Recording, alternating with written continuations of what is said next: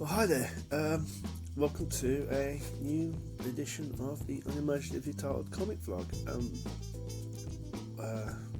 We're doing comic colouring, I've filled in the background for this image sort of very light grey. Software. Let's talk software first. This is Krita. It's an open source paint program. It's my weapon of choice in terms of a piece of software that performs the functions of, say, Photoshop or Clip Paint Studio. So back on subject.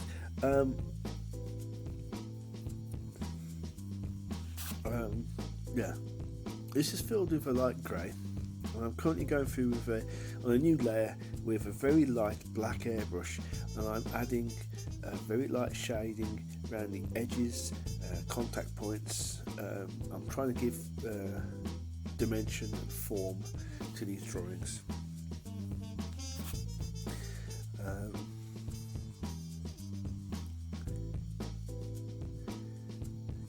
I'm sort of normally I would sort of go from panel to panel, top to bottom, but today, to mix things up a bit, I'm just jumping from panel to panel. See, I'm being quite heavy-handed with it here, and then I'll probably I'll get an eraser with a opacity, and I just erase it back a little bit, and then I erase the fingers out. Allows me to then shade the fingers properly.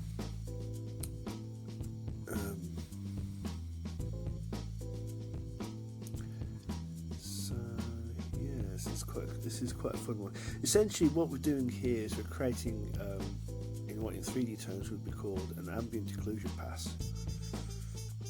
These aren't your big shadows, but I'm sort of using this light airbrush to sort of, as I say, describe form, to show contact, and sometimes just to drop the background, to send the background backwards a little bit so that the foreground pops a little more, because I want a bit of more a better feeling of depth in some of these panels. These two panels that you can see, this is happening in the room. The room is quite a standard sort of 70s living room, but I've gone for magnolia wallpaper. So I've gone for magnolia paint. Because there's speech bubbles all over the place, you don't see much of the background, but I don't want a flat colour in the background because I think that flattens the image. So I like to add some shading and some suggestions of some kind of background. So here I'm jumping onto panel 2. This character is drinking some kind of alcohol, and he's really forward in the frame, so I kind of want him to be darker. I want the background to be lighter, and when I'm adding my shading, I'm sort of thinking about effectively a light that's running parallel to the camera, so anything on the periphery, anything on the edges of the object should get some shading. You see here I'm sort of experimenting with making the face darker and giving myself a rim light around the edge of the face.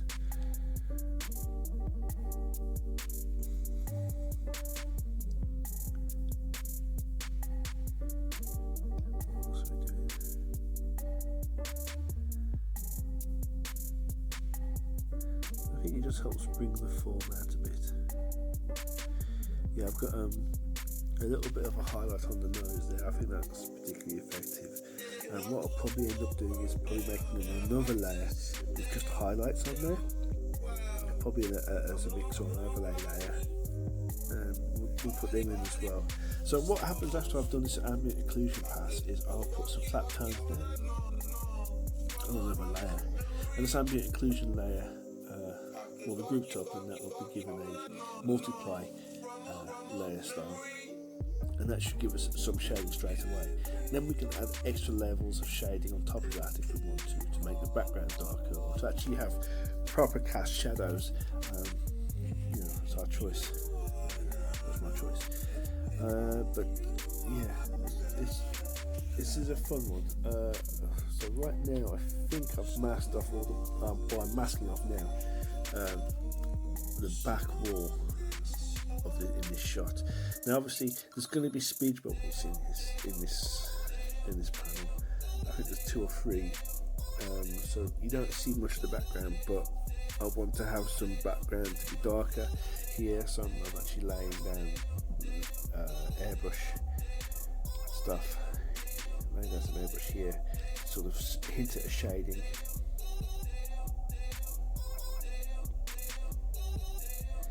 I sort of want to zoom out and have a look at how it's coming together. I'll do the same for this one. I'll mask the background out,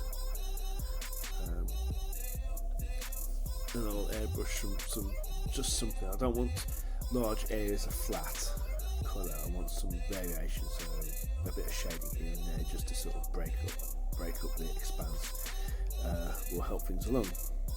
You also center the background back, and by default brings the foreground closer.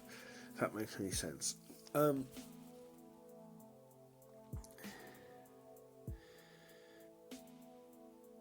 Here I'm just doing the ambient occlusion stuff now, and sort of being very careful what I show, what I do.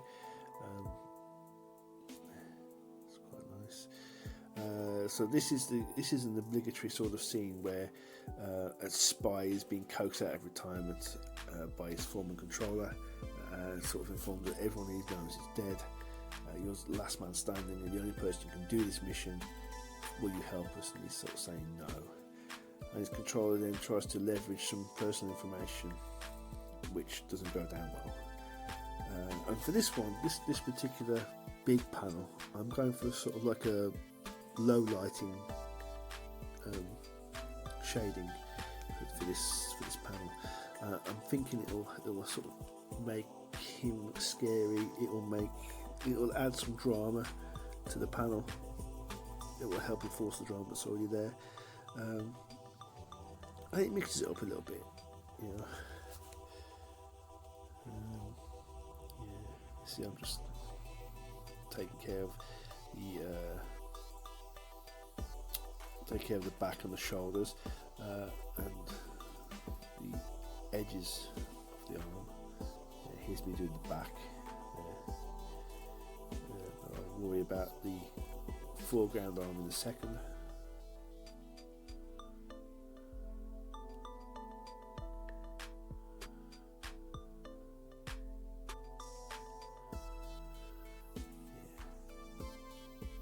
Shading in under the lapels, under his fists, holding onto the lapels.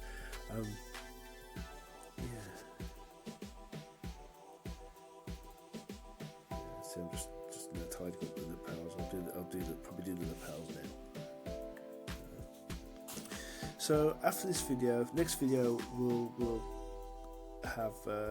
This will be done by the end of this video. So next video we'll put some flat tones on, and we'll do some shading and probably some highlights to sort of help draw the eye around the page. I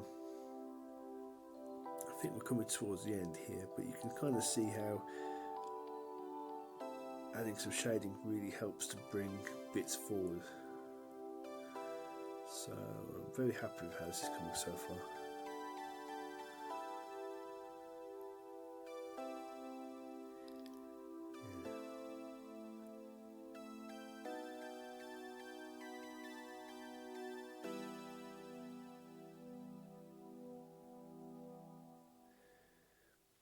I think we're pretty much done for this. This is sped up twice. This is a 10-minute video, so this took me about 20 minutes to put together, and yeah, there we go.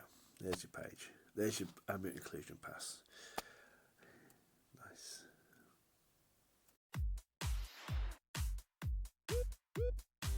Thanks for watching. Hit the subscribe button. Make sure you're still subscribed, and rock the bell for notifications. Okay, bye bye now.